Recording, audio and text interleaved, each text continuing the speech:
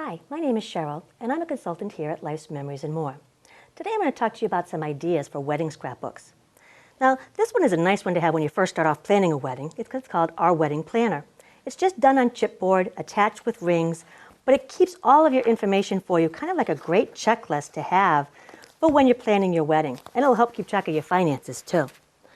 There are a ton of other ideas that you could use for scrapbooking for weddings, including invitations and stuff. But one idea that I actually went to on a wedding was that they had scrapbook pages laid out on a table with an adhesive, a journaling pen, and a Polaroid camera, so that as people came in from the reception, they actually could take a picture and kind of put it down. So now what I decided to do was put together a little book along with the same idea instead of scrapbooking pages. So what I started off by doing is showing flocking. Now flocking is like a crushed velvet. And they make these double-sided adhesives. And I don't know if you can see it, but there's like a little double-sided adhesive there of a gift similar to these. And all you do is you take your flocking. I'm going to go over a tray so I don't make a mess all over my table. And you just kind of pour it all over your double-sided adhesive until it's completely covered. And then you're just going to pat it down a little bit just to make sure it stays in. And then you're simply going to take a brush and brush it off.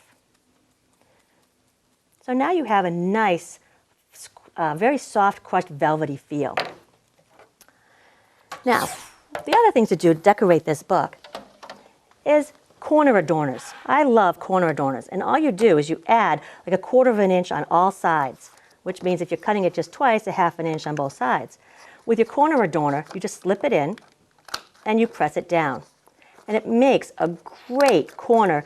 And the thing is, you can add photos afterwards. So it's very good for this particular album because you don't have to worry about, even if you don't have a Polaroid camera, you can add the pictures later on if you want. Because it's very simple. You simply slide in your photos once they're done, inside, underneath, all the corners. And that's what's great about a corner adorner. And they come in different ones. This, of course, I picked the heart because if it's a wedding. And then I'm going to just take my tape runner. And now I've got a nice cover for my kind of reception book, is what you could call it, I guess. And then I added some ribbon along the outside with some of those little rings. On the inside, you'll notice I messed up a little bit on the tape. But you know what? In scrapbooking, there are no errors. There's only room for creative opportunities. So what I'm going to do instead is I took a flower, and I'm going to take a zot, and never touch the zot. You always have to use the flower to get the zot off.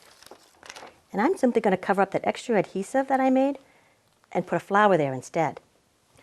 Another thing you can do is, because weddings have a lot to do with pearls as well, is they make these sheets of pearl patterns.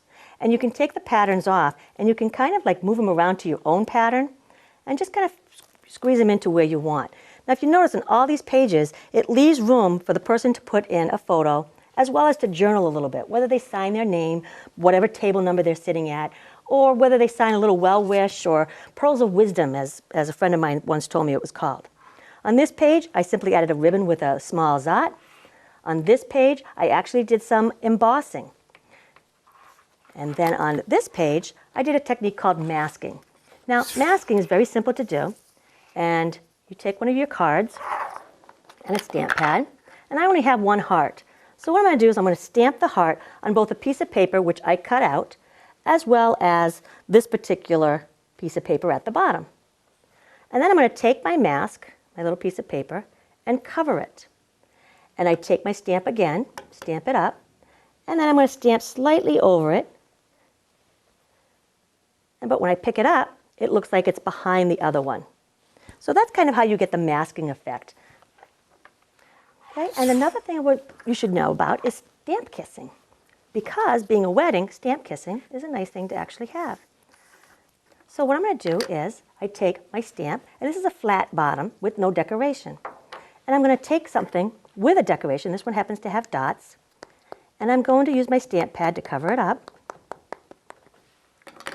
And basically just put it right over the top and press down. So I'm kind of kissing it a little bit. And then I simply put it on my piece of paper. And I get a little bit of a heart. And you get different patterns for different things. And then what I'm going to do is just take a foam square, put it on the back, and I could actually decorate that and outline it with a pen.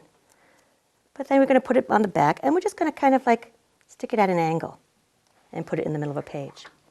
There are plenty of other embellishing ideas that you can use for wedding albums. So feel free to experiment and have fun, but this is a great idea for a wedding scrapbook.